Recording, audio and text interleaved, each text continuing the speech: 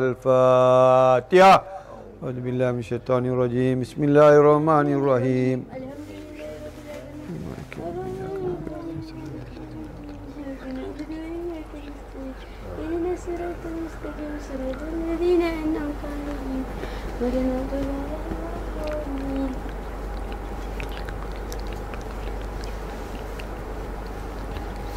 Allahul Kafi, Rabbunal Kafi, qasadnal kafi wajadnal kafi likulil kafi kafanal kafi wa ni'mal kafi alhamdulillah. Salatullah, salamullah ala taha rasulillah. Salatullahi salamullah ala yasin habibillah.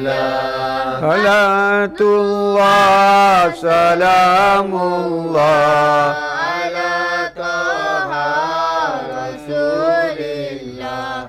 Salatullah salamullah ala yasin Habibil. Tawassalna bismillah wa bil hadi rasulillah wa kulli mujahidin lillah bi alil badri ya Allah. Bangun pagi, ingatlah Allah, jangan diingat selain Allah. Isilah ingatan Allah. Ya umat Nabi, ingatlah Allah. Allahul Kafi, Rabbunal Kafi, wajadnal Kafi, wajadnal Kafi, likulil Kafi kafanal Kafi, ni'mal Kafi alhamdulillah. Di matian mencari duit, hingga salat mengingati duit. Ingatan Allah sangat sedikit, janganlah lalai. ingatlah Allah. Allahul Kafi, Rabbunal Kafi, qasadnal kafi wajadnal kafi likulil kafi kafanal Kafi, wa ni'mal Kafi alhamdulillah. Salat itu tiang agama, dapat bertemu yang Maha Esa, jangan dibawa selain Dia. kelak syirik menjadi nyata. Ighfir wa akrimna binaili matalibi minna fi masaatil anna bi alil badri ya Allah. Salatullah, salamullah ala taha rasulillah. Salatullah salamullah ala yasin habibillah. wa salli ala nabil barri bila hasdin wala hasrin wa ali sadatil urri بأهل البر يا الله صلاة الله سلام الله على طه رسول الله صلاة الله سلام الله على ياسين Habibillah. Alhamdulillah, Allah kumpulkan kita dalam satu majlis yang sangat mulia, sangat tinggi, sangat agung dan berbahagia, kerana dalam majlis solatul khusyuk lah kita dapat keakraban kepada Allah. Kalau setiap hari solat kita mutunya tidak meningkat, walaupun meningkat kuantitinya, jumlahnya, tetapi kalau mutu tidak meningkat, itulah kayu ukur, batu ukur sama ada kita akrab pada Allah atau tidak, kita bertambah dekat pada Allah atau tidak. Tetapi kalau khusyuk kita bertambah akrab, mana kita bertambah dekat pada Allah. Bertambah dekat pada Allah adalah melalui khusyuk. Khusyuk yang paling penting di dalam solat, kerana khusyuk yang melambangkan keakraban, yang memberi satu tanda mercu, isyarat bahawa kita ni dekat atau jauh dari Allah Subhanahu Wa Taala. Jadi dalam usaha kita untuk memperkukuhkan solat yang khusyuk, untuk meningkatkan solat kita daripada solat yang ghafil, solatnya ghafilun, solatnya fasikun, solatnya mujrimun, kena kenal semua ni. Solat ni macam mana, solat ni macam mana. Solatnya iblis pun solat. Gopoh-gopoh, cepat-cepat nak buat, pergi ke ahli awal yang lain. Cuma jumlahnya banyak sentiasa. Dan kalau dia terikat kepada solatnya pun kerana dia mencari sesuatu selain Allah di dalam ibadatnya. Jadi tengok ibadat kita seperti itu atau tidak. Nilai. Solatnya mujrim, solatnya munafikun. Yang paling Allah benci solat orang munafikun. Malas. Jadi perlu kita rajin dalam qiyam. Macam mana nak rajin dalam qiyam? Takbiratul ihram, ini ilmu yang wajib kita belajar. Ilmu ni banyak kita boleh jumpa, tapi petua tu tak jumpa.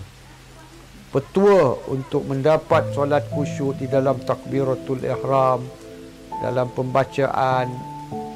Minggu lepas saya dah kata, baca qul huwallahu ahad pun kita tak tahu lagi. Kalau nak ambil sanad, Fatihah kita dah biasa, itu pun bukan bacaan seperti bacaan para awliya Allah, anbiyaul mursalin. Jadi kita kena belajar juga cara membaca, bukan baca dengan tajwid yang saya maksudkan. Fatihah di makam mana, Fatihah di rukun mana, Fatihah ditempatkan di mana lataifnya di dalam kalbu. Dari mana perlu aku baca dari dalam, bukan luaran. Kita ni 99% semua tentang dalaman, dalam sedalam-dalam. Sebab Allah memandang kepada kalbu. Allah tidak pandang jasad kamu, Allah tidak pandang amalan kamu, Allah pandang kalbu kamu. Apa yang dibetulkan dalam kalbu, itulah Allah pandang. Itu tidak bermakna luaran itu tidak Allah pandang. Luaran itu wajib, maha wajib apa yang ada di dalam. Jadi khusyuk melambangkan batu ukur kita akrab pada Allah atau tidak. Kita nak mati, kita dah dekat, kematian kita sangat dekat, kubur kita sangat dekat, dunia dan nak kiamat, diri nak kiamat, alam nak kiamat, ya, iman nak kiamat. Lagi besar kerugian adalah iman ini nak kiamat. Jadi setiap masa mesti meningkatkan kekhusyuan di dalam solat. Itulah sebabnya perlu ada pengisian. Kalau tidak, kita beratkan setiap malam kena ada majlis khusyuk, solatul khusyuk. PKP ni bagus sebab you all ada alasan tak dapat datang ke majlis. Jadi dengan adanya sistem teknologi, media yang boleh kita dapat sampaikan, kita sentiasa bersedia tiap-tiap hari akan ada peningkatan. Sebab ilmu Allah ni, ilmu salatul khusyuk ni ilmu yang sangat berpotensi membawa hasil secepat mungkin. Ini bukan ilmu luaran. Ilmu luaran kita dapat kena kerjakan. Solat tasbih 4 rakaat, wah hebat. Sekali baca 15 kali, 10 kali. Satu rakaat 75 kali, 4 rakaat dah 200 lebih kali tasbih. Ya Allah, tasbih solatnya begini, kena lakukan. Ini tak perlu dilakukan. Dengar saja ilmu, masuk dalam mutu kualiti iman kita akan meningkat. Solat kita dalaman akan terus menerus. Solatun daimun. Solat yang tidak putus-putus dalaman ini yang Allah sebut dalam firman-Nya surah Ma'arij. Allazina hum daimun, sentiasa. Jadi ilmu ni dapat, dalam ni akan terus bersolat. Kalau kita dah aktifkan diri kita bersolat di dalaman. Kalau belum, at least dapat ilmu ni, solat kita kepada Allah Subhanahu Wa Taala yang akan kita lakukan Isya selepas ni akan bertambah mantap. Preparation dah ada, persediaan dah ada, ya. Jadi zikir ini sangat hebat. Bila kita berzikir kuat-kuat, sebenarnya Allah tak mau, Allah tak peduli kita tengking kuat-kuat, suara kuat-kuat. Apa Allah dapat? Allah nak untuk kita. Sebenarnya sains telah membuktikan apabila kita berzikir dengan penuh semangat, penuh hebat, penuh semangat, penuh rasa, kita yang dapat kegembiraan, farah. Kita dapat busra, berita baik, rahmat. Tapi Allah suka, Allah tak peduli. Itu bukan untuk Allah, untuk kita. Tapi Allah yang suka dalam tu ada cinta, ada iman, ada yakin. Iman tu apa? Zikir membawa syifaul qulub, syifa kepada kalbu. Satu amalan yang paling tertinggi, maha besar. Wala zikrullahi akbar. Allah nak kita beriman. Bukan Allah suka sangat kita banyak-banyak berzikir. Tak, untuk zikir tu untuk kita. Yang Allah mau apa pengisian dalam zikir tu? Iman dan keyakinan, rasa mahabbah dan cinta. Itu kita kena faham. Jadi zikir ni baik untuk kita. Bila kita lemah semangat, kita zikir Allah, syaitan, iblis, nafsu mu hancur. Pada saat tu hancur. Banyak rahsianya kenapa diorang boleh hancur. Ya. Allahumma salli ala sayyidina wa habibina wa munjina wa hadina Muhammad sallallahu alaihi wasallam. Pada malam ini majlis salatul khusyuk batch kedua 27 majlis. Banyak telah kita bukakan di Kelantan, sambungnya pada hari ini. Tajuk hari ini adalah penyerahan mutlak di dalam solat. Apa tu dinamakan penyerahan mutlak? Yang kita janji kepada Allah, innas solati, sesungguhnya solat aku dari luaran ini, dan solatun daimun dalam diriku, dalaman ini, innas solati wa nusuki, pengorbanan aku dengan kalbuku, jiwaku, segala-galanya aku tinggalkan, kerjaku, perniagaanku, pengorbananku, ya Allah. Innas salati wa nusuki wa mahyaya, hidupku. Mana ada kita pernah korban hidup datang solat? Ini kena faham betul-betul. Wa mahyaya, penyerahan ni kita kena faham betul-betul. Faham, dengar ilmu, faham, percaya, amal. Kalau tak amal, tak akan hidup. Wa mahyaya wa mamatik, mayatku, matiku. Wa mahyaya wa mati lillahi Rabbil alamin, hanya untuk Rabbku, ya Allah. Kita sepatutnya kena faham dari ayat tu, aku tidak cipta manusia dan jin kecuali untuk ibadat. Jadi kerja ni Bukan urusan hidup. Bukan Allah nak kita solat 50 waktu. Ingat, 24 jam 50 waktu. Artinya setiap 15-20 minit ada azan, ada solat. Ada azan, ada solat. Tak ada masa nak kerja. Tak ada masa nak cari makan. Siapa suruh kamu cari rumah banglo? Rumah istana? Duduk macam rumah Nabi. Kecil.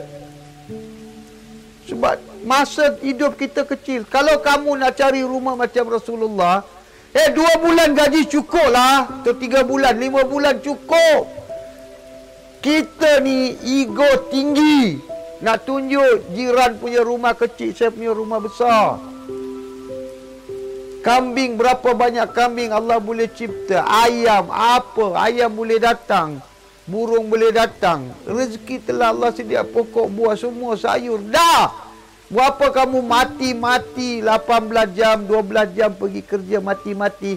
Kompromis. You punya ibadat kepada Allah. You punya ibadat. Kalau tengok Allah nak kita ibadat saja. Benar.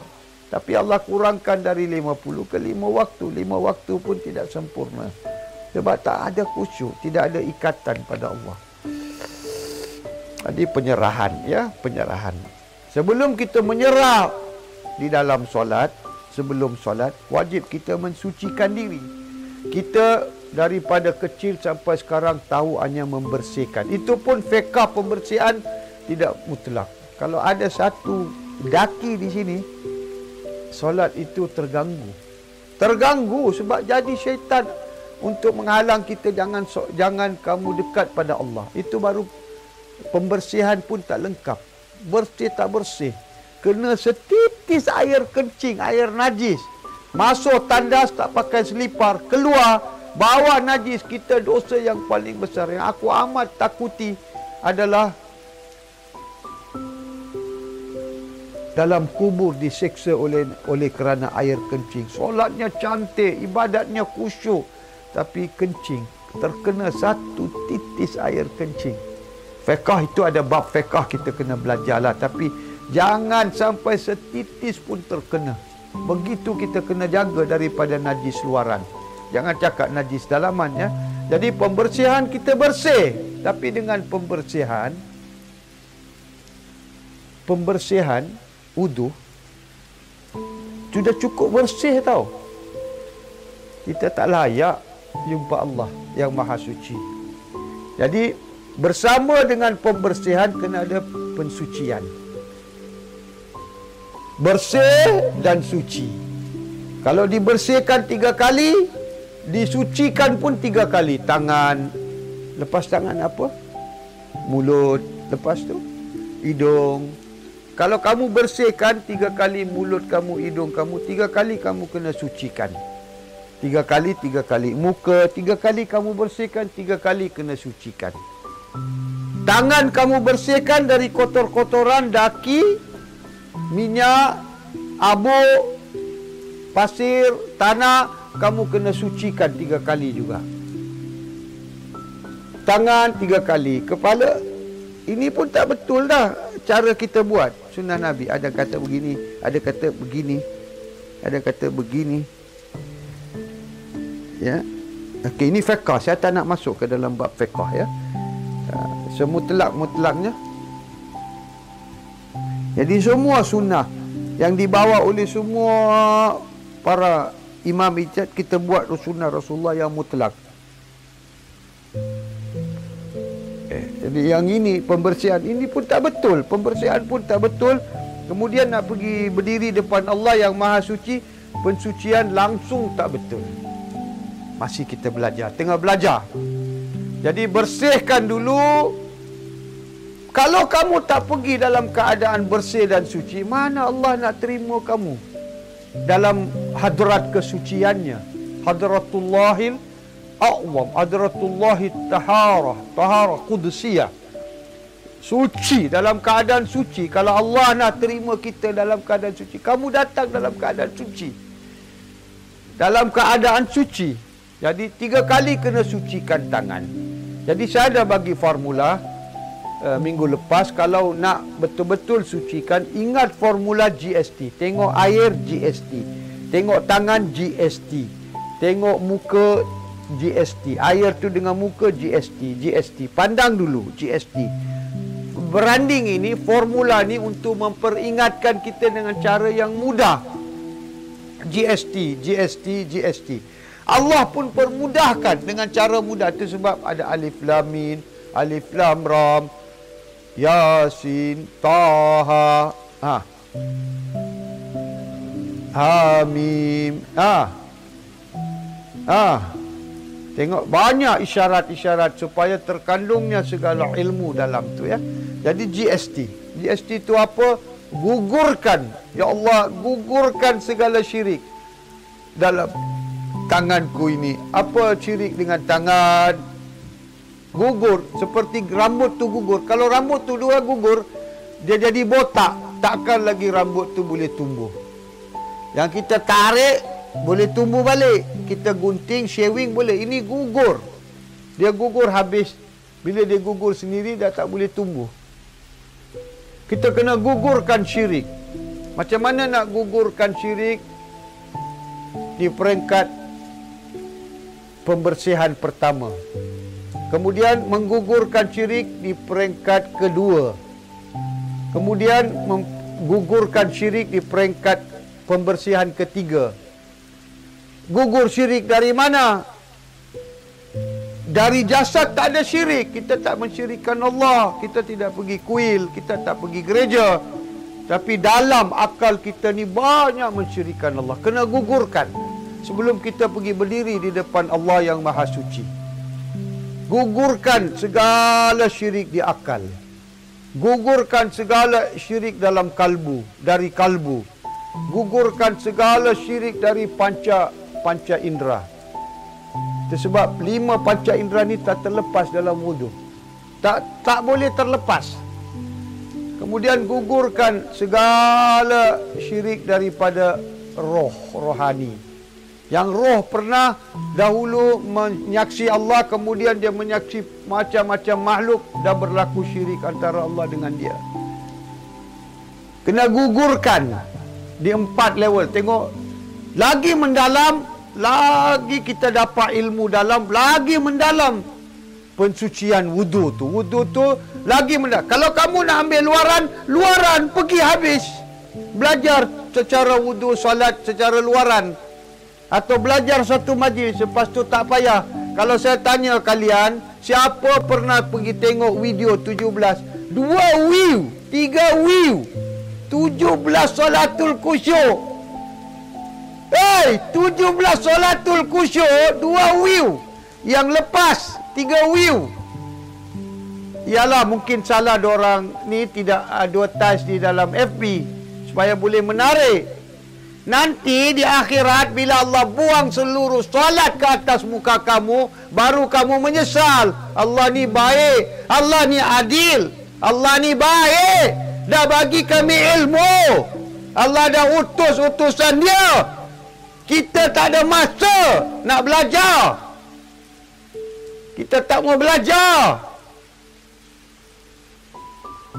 Kita tak ada masa setengah jam nak duduk depan komputer nak dengar ilmu 17 majlis yang telah lepas. Ini sebab PKP. Kalau tak ada PKP, ini untuk ahli majlis solatul khusyuk. Dah habis semua baru kita buka kepada luar. Sebab kita perlu jalan sistematik. Kalau kamu nak masuk ke majlis ni, 17 majlis yang lepas kamu tak belajar, tak dengar, tak faham, yang ini tak akan jadi pembukaan. Pembukaan tu penting. Faham, dengar, faham. Pembukaan tak ada. Kena pergi dengar 17 majlis tu, baru datang ke majlis ini. Walaupun sehingga PKP habis, kita akan sentiasa buat majlis ni kepada semua ahli, walaupun mereka tidak pernah datang ke majlis pertama atau kedua ni. Ini sebab rahmat Allah. Ya, kamu ada alasan, kami tak dapat datang, tak dapat hadir sebab PKP ni. Allah dah bagi kamu hadir. Lagi tak boleh hadir, bukan waktu kamu kerja pun. Dah di-announce 1 jam, 2 jam lebih akan ada majlis salatul khusyuk. Tunggu, Allah sediakan neraka wild. While, ini kerja kami, beri amaran. Inna arsalnaka syahidan. Inna, sesungguhnya kami mengutus para penyaksi dari sisi kami.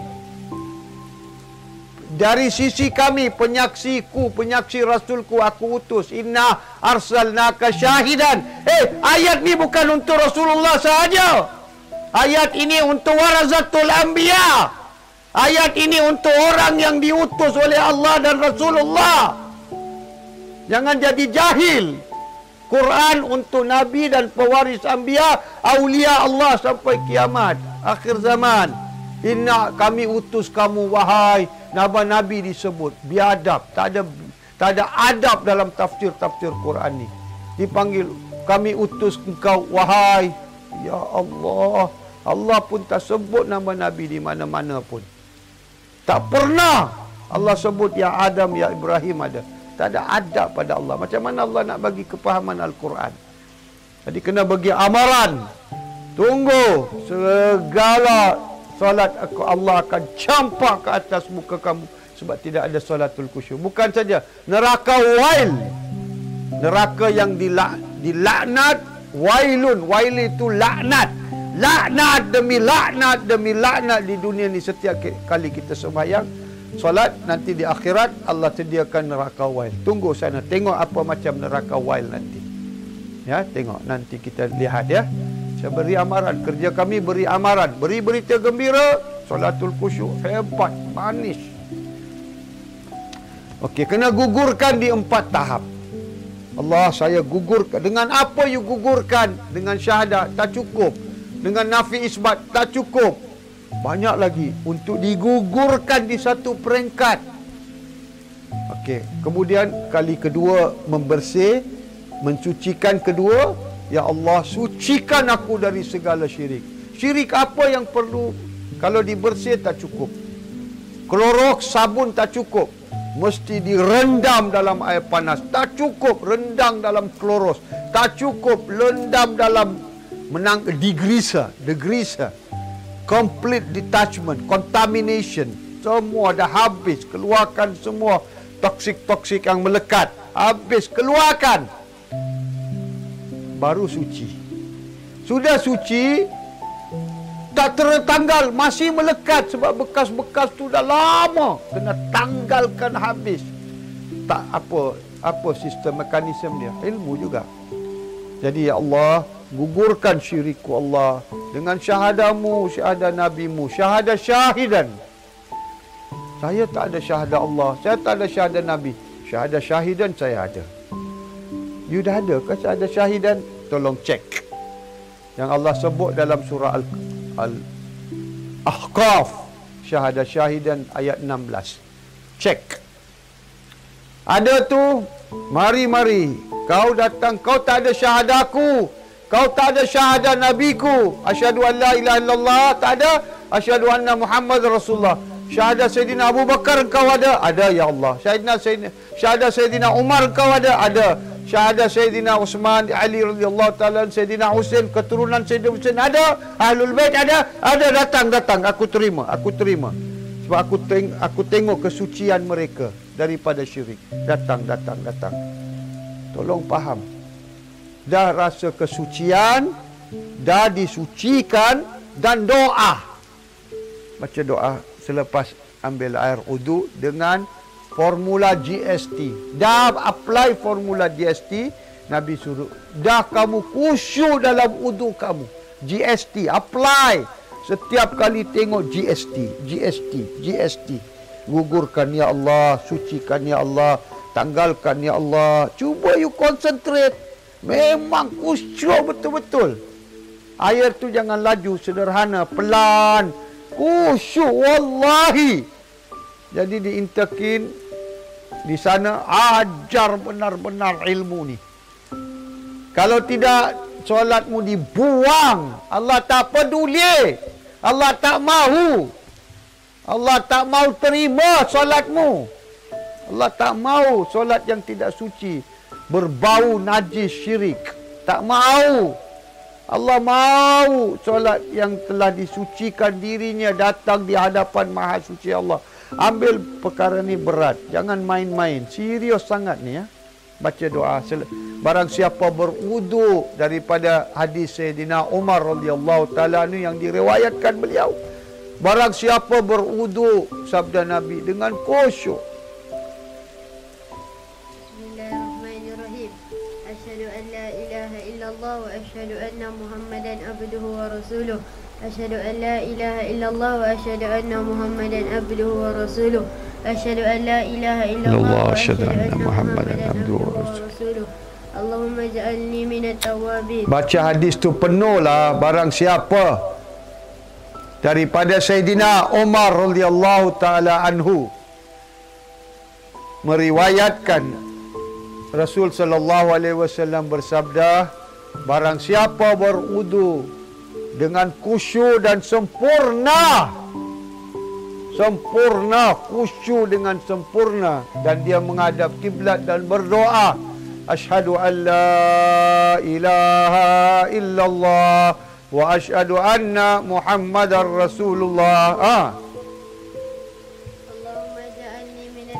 Allahumma ja'alni minat tawabina. Artinya 3 kali bersih belum ada taubat, 3 kali suci sudah ada taubat. Allahumma ja'alni minat tawabina. Mana pernah dia bertaubat? Okey. Menjadikan aku darang orang bertaubat. Mana ada pernah wudu Allah astaghfirullahaladzim wa atubu ilaih, astaghfirullahaladzim wa atubu ilaih, astaghfirullahaladzim wa tak ada. Pensucian pun tak ada. Kenapa kamu doa perkara yang kamu tidak lakukan? Allahumma ja'alni minat tawabina wa ja'alni minal mutatahhirina. Jadikanlah aku orang yang sudah bertaubat ya Allah. Tolongkan aku, jadikan aku sudah bersama mereka. Ja'alni minat tawabina wa ja'alni minal mutatahhirina wa ja'alni min ibadikas salihin. Ya Allah, dalam wudu tu, daripada dengar azan tadi sampai wudu ni, aku dah masuk dalam golongan salihin, para salihin. Wa ja'alni minal mutatahhirina wa ja'alni min ibadikas salihin. Dengan 3 pasport ni pergi berdiri depan Allah. Dan apa sabda Nabi? Barang siapa lakukan ni, 8 pintu syurga terbuka. Bukan syurga di luar, dalam. Wajib dia merasa terbukanya pintu 8 syurga ni. Okey, saya masuk ke subjek penyerahan mutlak. Apa dia serah? Serah dengan jasad tak cukup. Serah dengan akal tak cukup. Allah surah Luqman. Tolong bacakan Ustazah. Surah Luqman ayat 22. Allah berfirman, serah wajahmu. Wajahmu. Jasadmu tak cukup. Aku tak boleh. Sebab munafik boleh serah badan. Kafir pun datang. Masa New Zealand tu, orang kafir masuk masjid pergi solat. Masa China kena Covid, orang Cina kafir masuk solat. Ada solat macam surrender kepada Allah. Orang takbir, dia ingat, oh ni kena surrender. Dia surrender macam ni. Terus berdiam. No. You begini, lepas tu you kena ikat tangan di sini. Oh, Cina tu advance je lah. Jadi dari surrender, dia tukar begini, dia jadi begini. Orang kafir pun solat dengan jasad. Bukan itu Allah mau. Tak cukup. Serah dengan jasad tak cukup. Allah suruh serah akal. Tak cukup. Allah suruh serah wajah. Ya, bacakan ayat tu. Surah Luqman ayat 22. Ingat, kita dah bagi tahu, tak ada alasan di depan Allah saya tak tahu nak serah wajah tu macam mana. Kemudian ada serah kalbu, serah rohani, serah roh. Roh tu wa mahyaya wa mamati. Sebab roh tu mahya, mati tu sebab adanya roh. Cabut roh, mati. Ada roh, hidup. Tolong. Jadi wajib ada penyerahan jasad, tak cukup. Penyerahan akal, tak cukup. Penyerahan nafas, tak cukup. Penyerahan kalbu, tak cukup. Penyerahan rohani, tak cukup. Penyerahan roh, tak cukup. Penyerahan sir. Mutlak. Baru Allah sayang. Baru Allah suka. Surah Luqman ayat 22.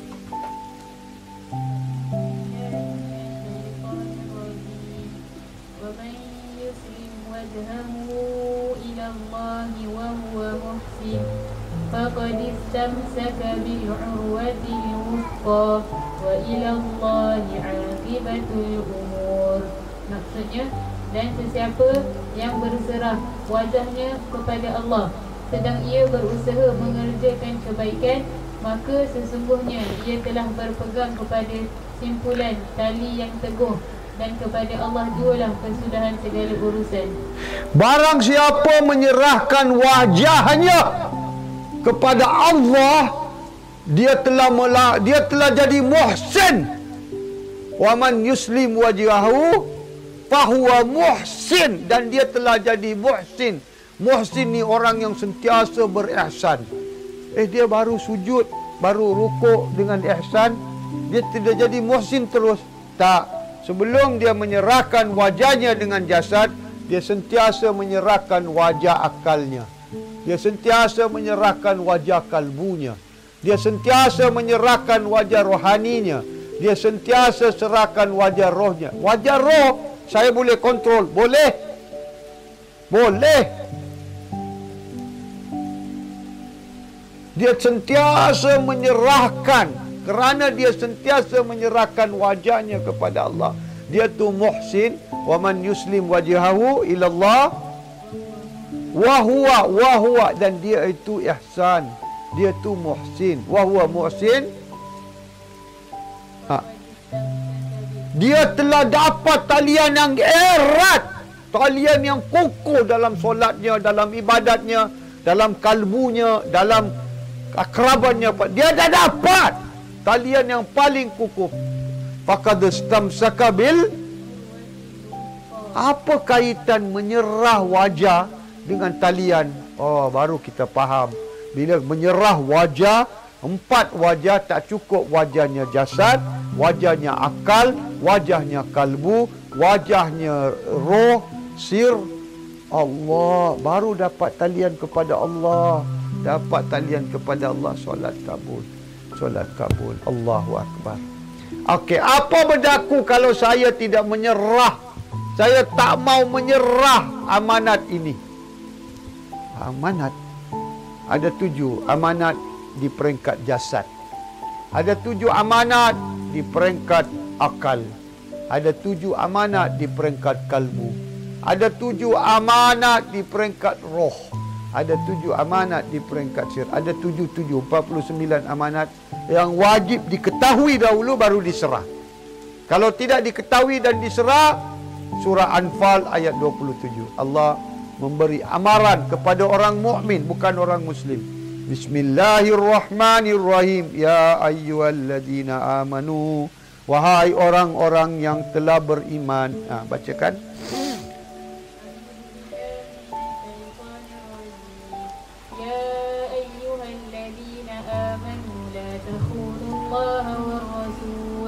وَتَخُونُوا أَمَانَاتِكُمْ وَأَنْتُمْ تَعْلَمُونَ.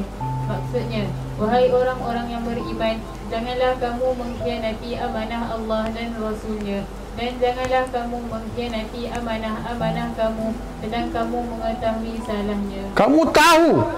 Kamu dah tahu. Mulai sekarang kamu dah tahu. Dulu dah diberitahu. Kalau kamu tidak mengetahui amanat kamu dan tidak menyerah, kamu adalah pengkhianat.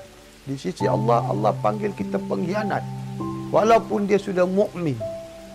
Jadi macam mana aku nak, ya ayyuhalladzina amanu, wahai orang mukmin, jangan kamu hianati Allah, jangan kamu hianati Rasul, jangan kamu hianati amanat-amanat yang aku serahkan kepada kamu. Jadi apa amanat waktu takbiratul ihram? Apa amanat waktu qiyam? Apa amanat waktu rukuk? Apa amanat waktu sujud? Ya, alhamdulillah cukup dengan ni. InsyaAllah kita sambung sebab ada banyak lagi muzik keluar di sana. Ya, jadi terputus lain daripada Allah, terputus lain sebab kita tak ada adab pada Allah, kita tak hormat Allah, kita tak pentingkan Allah Subhanahu Wa Taala. Amin. Cukup dengan ni. InsyaAllah semoga Allah berkati kita dunia dan akhirat. sallallahu ala Muhammad, sallallahu alaihi wasallam, sallallahu Muhammad, sallallahu alaihi wasallam. Ya Nabi, salam alaika. Ya Rasul, salam alaika. Ya Habib, salam alaika. Salawatullah alaika. Sallallahu ala Muhammad, sallallahu alaihi wasallam, sallallahu ala Muhammad, sallallahu alaihi wasallam.